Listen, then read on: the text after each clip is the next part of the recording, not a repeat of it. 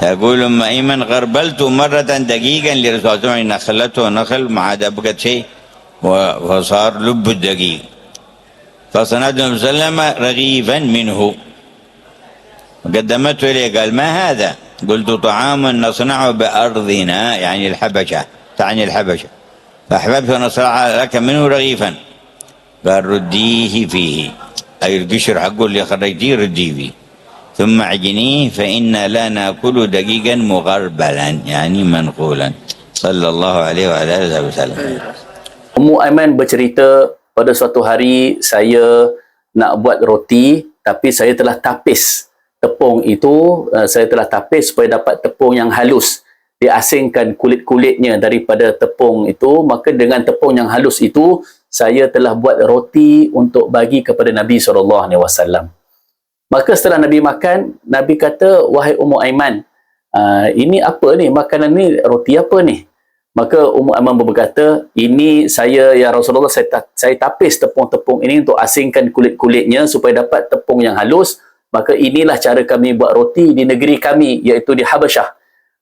Maka saya nak bagi tuan rasa roti ini. Maka kata Nabi SAW, wahai Ummu Aiman, kembalikanlah semula kulit-kulit itu, tepung-tepung yang kasar tadi, masukkan semula dalam roti, dalam tepung ini, jangan buat lagi tepung yang halus ini. Saya tak suka untuk makan tepung yang halus, kata Nabi SAW.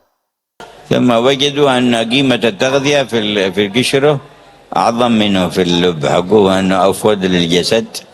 وعلى كل حال خير طبيب محمد صلى الله عليه وسلم. اللهم صل وسلم. Hari ini pakar-pakar mengatakan bahawasanya khasiat di dalam kulit gandum itu, sebenarnya banyak khasiat dalam kulit gandum itu lebih lagi daripada isinya. Dalam kulit gandum itu sebenarnya ada khasiat-khasiat yang lebih bermanfaat kepada badan kita, badan manusia, lebih daripada isinya. Tadi Nabi SAW pun bagi tahu, masukkan semula kulit-kulit gandum itu dalam tepung itu. Itulah Nabi kita, Nabi Muhammad, itulah doktor yang terbaik atas muka bumi itu, iaitu Nabi Muhammad SAW. أم أيمن وهي التي خلفها له أبوه عبد الله، وعاشت بعد صلى الله عليه وسلم يسيرا، وهي التي ردته من الأبواح حين ماتت أمه فحملته إلى مكة المكرمة وهو ابن 6 سنين صلى الله عليه وسلم. وكان يكبرها ويجلها ويقدرها ويقول إن أم أيمن أمي بعد أمي. Ummu Aiman ini asalnya seorang hamba sahaya yang ditinggalkan oleh ayah Nabi SAW, iaitu Abdullah. Maka Ummu Aiman inilah yang membawa Nabi pulang daripada Abwa' ketika Nabi SAW bersama ibu baginda di Abwa' dan ibu Nabi Siti Aminah meninggal dunia di Abwa'. Maka Ummu Aiman inilah yang bawa Nabi yang ketika itu masih kecil, masih berumur 6 tahun, bawa Nabi balik ke kota Mekah. Sebab itu Nabi SAW sangat sayang kepada Ummu Aiman. Nabi hormat kepada beliau, Nabi memuliakan beliau, dan Nabi SAW berkata, Ummu Aiman ini adalah ibu saya setelah ketiadaan ibu saya. فكان يزورها ويتخللها بزيارة حتى لما توفي قال سيدنا أبو بكر لسيدنا عمر تعال بنا نزور أم أيمن كما كان الرسول صلى الله عليه وسلم يزورها. فجاءوا إليها فلما دخلوا عليها تذكرت النبي بكت. قالوا ما يبكيك يا أم؟ ما تدرين أن ما عند الله خير لرسول الله؟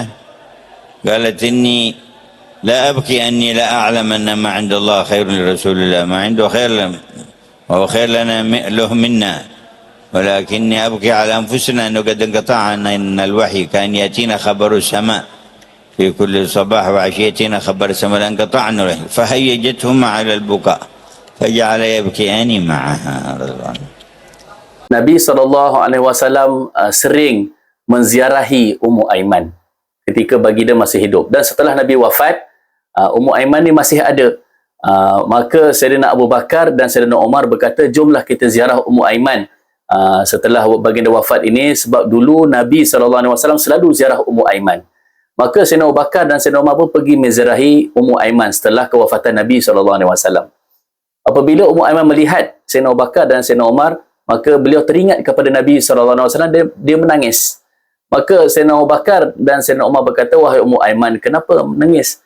Kamu tak tahu ke, kamu tak yakin ke bahawa Nabi SAW itu di sisi Allah adalah lebih baik daripada baginda bersama dengan kita? Maka kata Ummu Aiman, tidak, bukan sebab itu aku menangis. Aku tahu bahawa Nabi sekarang berada di tempat yang lebih baik di sisi Allah berbanding bersama dengan kita.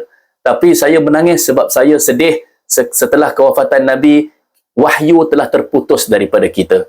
Tak ada lagi khabar-khabar wahyu yang datang daripada langit. Dulu pagi dan petang ada wahyu yang turun daripada langit, berita-berita langit yang turun kepada kita, tapi sekarang dah tak ada wahyu dah diturunkan.